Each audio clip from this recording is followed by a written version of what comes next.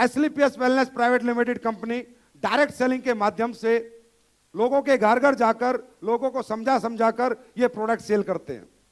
हम लोग लोगों को लाइफस्टाइल डिजीज से बचने के बारे में बताते हैं, हम लोग लोगों को सेहतमंद रहने के बारे में बताते हैं, लोगों को हम बीमार नहीं होने देते, इस तरह की एजुकेशन हम लोग देते हैं। तो सवाल ये है कि क्या आप लोगों ने ये सही प्लेटफॉर्म चुना? क्या आप लोगों को फिर कोई धोखा तो नहीं हुआ?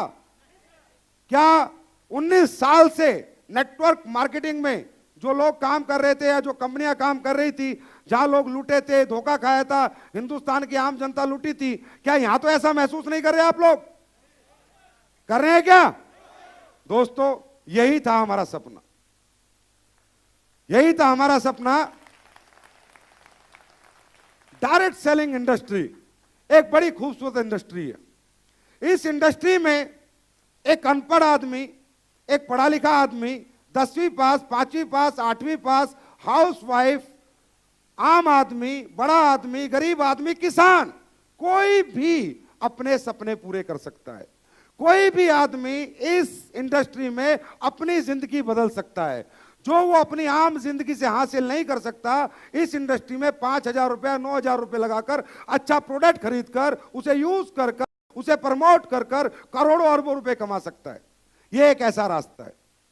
तो आप लोग जानना चाहेंगे, इसमें कुछ लोग नए आएंगे, ये आखिर एसलीपीएस है क्या? ये एसलीपीएस वेलनेस प्राइवेट लिमिटेड की स्थापना क्यों हुई, किस लिए हुई? क्या यह कंपनी भी किसी प्रतिस्पर्धा में है? क्या किसी कंपटीशन में है? क्या ये सिर्फ नोट बनाने के लिए आई? क्या पैसा बनाने के लिए आई या मुनाफा कमाने के लिए आई? आखिर ये आई क्यों? दोस्तों, एसलीपीएस वेलनेस प्राइवेट लिमिटेड कुछ भी नहीं है। यह उन लोगों के लिए जवाब है जो 19 साल से इस इंडस्ट्री को के माध्यम से एक आम जनता को और गरीब जनता को नोच नोच के खा रहे थे। उनके लिए सिर्फ जवाब है एसलीपीएस वेलनेस। आपने पहले बहुत सारे प्रोग्राम देखे होंगे, बहुत सी कंपनियों के सेमिनार देखे होंगे, बहुत लोग आपके पास आते होंगे, आपको समझाते होंगे, अंदर से आपके मन में फीलिंग आती है, नहीं भाई ये काम मत समझा, ये जोड़ने वाला काम, बनाने वाला काम, चेन सिस्टम, ये बिजनेस मुझे मत समझा, ये बिजनेस मुझे अच्छा नहीं लगता, ये बिजनेस अच्छे लोगों का नहीं है। यस और नो? ऐसी फीलिंग क्यों आती है? ऐसा समाज के साथ ऐसा क्या हुआ है? तो दोस्तों, समाज के साथ जो धोखा हुआ है, समाज के साथ इस बिजनेस की आड़ में 2 कोला इतने पैसे मिलेंगे, फरारी मिलेगी, बीएमडब्ल्यू मिलेगा, ये गाड़ी मिलेगी, इन बातों के जाल में उलझा के जो 19 साल से हिंदुस्तान में कंपनियां काम कर रही हैं, लोगों को वो चीजें बेच रही हैं जो बेचारों के काम की नहीं है, जो उनकी जरूरत की नहीं है, जो उनके घर में किसी काम नहीं आएंगी, सिर्फ एक लालच देके। तो दोस्तों, डायरेक्ट सेलिंग इंडस्ट्री ये एक ऐसा रास्ता किसी समझदार आदमी ने, किसी बहुत ही खूबसूरत दिमाग के आदमी ने एक आम जनता के लिए बनाया था। यह कोई बनाने का, जोड़ने का बिजनेस नहीं है, यह प्रोडक्ट को जल्दी से जल्दी लोगों के गांव-गांव तक, घर घर पहुंचाने का एक बिजनेस है। पहले दुनिया में जो चीजें बेची जाती थी, उन्हें बेचने का एक ही तरीका था, एक आदमी फैक्ट्री खोलता था, फिर अपना शोरूम बनाता था, फिर वहां से माल बेचता था। यस और नो? यस और नो? तो उस तरीके को मुश्किल तरीका कहा गया है कि यार एक आदमी एक ही एरिया में माल बेच पा रहा है, पूरी दुनिया में उसका माल नहीं जा पा रहा। तो किसी दूसरे आदमी ने एक तरीका बनाया, franchisee concept. Franchisee concept, franchisee concept मतलब एक आदमी माल बनाए, अच्छे से अच्छा माल बनाए, जाके पूरे वर्ल्ड में लोगों से चर्चा करे, उन्हें कुछ कमीशन दे और लोग उसकी फ्रेंचाइजी लेके उसका माल बेचें। तो ये अच्छा रास्ता था बेचने का? यस और नो? फ्रेंचाइजी बेचने का अच्छा रास्ता है यस और नो? ज्यादा माल बिकता है? यस और नो? उसके बाद फ्रेंचाइजी ले कौन सकता है? जिसके पास पैसा हो, जिसके पास समय हो, जिसके पास जगह हो, और 1 या 2 फ्रेंचाइजी हम नागपुर में मारुति की या टाटा की दे सकते हैं, लेकिन क्या लाखों फ्रेंचाइजी जा सकती है? नहीं। फिर उस बंदे, एक समझदार आदमी के दिमाग में एक आइडिया आया कि यार अगर एक काम हो जाए कि आम जनता के माध्यम से प्रोडक्ट बिकने लग जाए और आम जनता को अपॉर्चुनिटी मिल जाए पैसे कमाने की, आम जनता भी अपने सपने पूरे कर सके, तो क्यों ना लोगों के नेटवर्क का इस्तेमाल करके चीजों को बेचा जाए। इसे कहते हैं डायरेक्ट सेलिंग। इससे क्या होगा? हर गांव में अनपढ़ आदमी, पढ़ा लिखा आदमी भी इस प्रोडक्ट को लेगा और घर घर जाके बेचेगा। हर बेरोजगार बच्चा भी बेचेगा। हर आदमी इस धंधे को करके बड़ा आदमी बन सकता है। लेकिन क्या बेचना है? प्रोडक्ट। क्या बोला था उसने?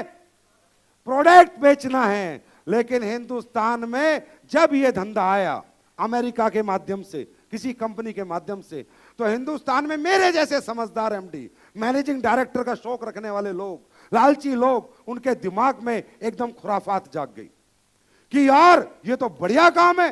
5,000 लगा के बंदे को इतना बोल दे तू करोड़ रुपए कमाएगा तो कोई भी 5,000 डाल देगा। 9,000 लगा के तू अरबों रुपए कमाएगा तो कोई भी डाल देगा। और हिंदुस्तान तो सबसे ज्यादा बेरोजगार देश है, पहली बात। दूसरी बात, हिंदुस्तान के अंदर अनएम्प्लॉयमेंट लोग हैं और इमोशनल लोग हैं। हमारे यहाँ के भोली भाली जनता है। हमारे यहाँ मामा भांजे का, चाचा भतीजे का रिश्ता चलता है। यस और नो? हमारे यहाँ लोगों के चेहरे बिकते हैं, प्रोडक्ट नहीं बिकते। यस और नो? फेस वैल्यू बिकती है। तो इसका फायदा उठा के उन कंपनियों ने इस तरह की डायरेक्ट सेलिंग की 2 नंबर की दुकानें खोल ली। और 2 नंबर की दुकानें खोल के उन्होंने क्या किया कि उसने बेचारे ने तो बनाया था अच्छे से अच्छा, ब्रांडेड से ब्रांडेड प्रोडक्ट बेचने का, लोगों को एक माध्यम बनाया था। और ये 19 साल से प्रोडक्ट की कॉस्ट बचा ली इन्होंने, प्रोडक्ट का मुनाफा जेब में रख लिया और सिर्फ रास्ता ही रास्ता बेच दिया और पूरी दुनिया को लूट के खा गए। ये एक सच है। सूट लें, साड़ी, चश्मे, पेंडेंट, ब्रेसलेट, ये पता नहीं क्या क्या चीजें इस इंडस्ट्री के माध्यम से बेची गई। इससे क्या हुआ? समाज लूट गया। अब जब समाज लूट गया तो समाज के अंदर एक फीलिंग आ गई कि ये काम गलत है। यस और नो? एक गांव में हमने 100 लोगों को प्रोडक्ट बेचा, 95 लोग बेचारे यूजर बने, उन्होंने आगे प्रमोट नहीं करा, प्रोडक्ट किसी काम का नहीं आया, तो गांव का एक बड़ा तबका इस बिजनेस के खिलाफ हो गया। यस और नो? क्या मैं सही कह रहा हूं? ऐसा ही हुआ। क्यों? क्योंकि जो ये बना था, जिस काम के लिए बना था, जिस सोच के साथ बना था कि अच्छे प्रोडक्ट को बेचने का एक अच्छा तरीका, लोगों ने सिर्फ तरीका बेचा, प्रोडक्ट का सारा पैसा बचा लिया। यह हुआ है हमारे इंडिया में पिछले 19 साल से। तो इन कंपनियों के बारे में मैं हमेशा बात करता हूं। इस तरह की कंपनियों में बड़े मोटिवेशन होते हैं, बड़ी मीठी मीठी बातें होती हैं, बड़ी लॉलीपॉप बातें होती हैं और लोगों को बड़ा अट्रैक्ट किया जाता है। यहां तक कहा जाता है तेरा क्या जाएगा, 8,000 लगा दे, अगर चले भी गए तो क्या बिगड़ गया। यस और नो? सही है। तो इन कंपनियों को मैं हमेशा बोलता हूं, ये वो चीजें बेचती हैं, अरे मुझे काहे के सूट की जरूरत है, काहे की साड़ी की जरूरत है, किस चश्मे की जरूरत है, क्या पेंडेंट की जरूरत है, मैं गरीब आदमी, मुझे पहले रोटी की जरूरत है। है ना? तो इन कंपनियों के बारे में क्योंकि मैं जब तक आपको समझा नहीं सकता कि एसलीपीएस क्या है, जब तक आप इस बात को ना समझ जाएं, जब तक मैं अपना विजन, अपना मिशन आपको हम कुछ नहीं बता सकते। इन कंपनियों में इतना मोटिवेशन होता है, इतना दिखावा होता है, इतना आडंबर होता है। और इन कंपनियों में एक बात आती है हमेशा, एक बात ये लोग करते हैं, भाई आप सेलिंग का बिजनेस कर रहे हो, आप बेचने का काम कर रहे हो। हाँ सर, तो बेचने वाला तो गंजे को कंगा बेच देता है, तो क्या तुम लोग ये प्रोडक्ट नहीं बेच सकते? इस तरह की बातें लोग लोगों से करते हैं।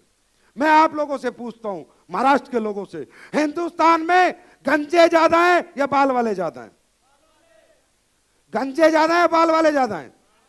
तो गंजे को कंगा आसानी से बिकेगा या बाल वाले को? पक्की बात है? यस और नो?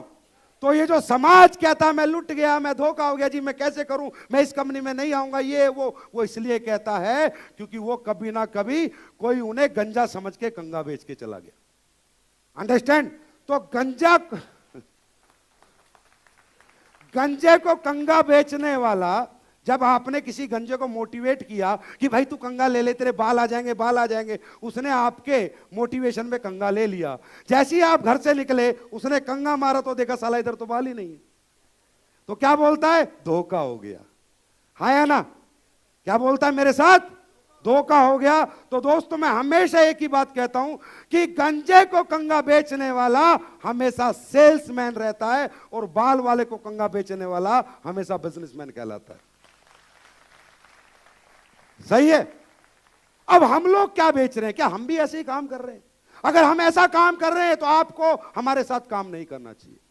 अगर हम भी लोगों के साथ लूट रहे हैं, लोगों के साथ विश्वासघात कर रहे हैं, लोगों को फंसा रहे हैं, तो मैं गारंटी देता हूं आज के आज, अभी के अभी हमें यह धंधा छोड़ना चाहिए। क्योंकि लोगों का पैसा बहुत मेहनत का है। कोई कहां से मेहनत करके पैसा ला रहा है, कोई कैसे मेहनत करके पैसा ला रहा है। जो कमा के लाता है उससे पूछो कि 8,000, 5,000, 9,000 कमाने में कितना पसीना उसका लगता है। यस और नो? सही है गलत है?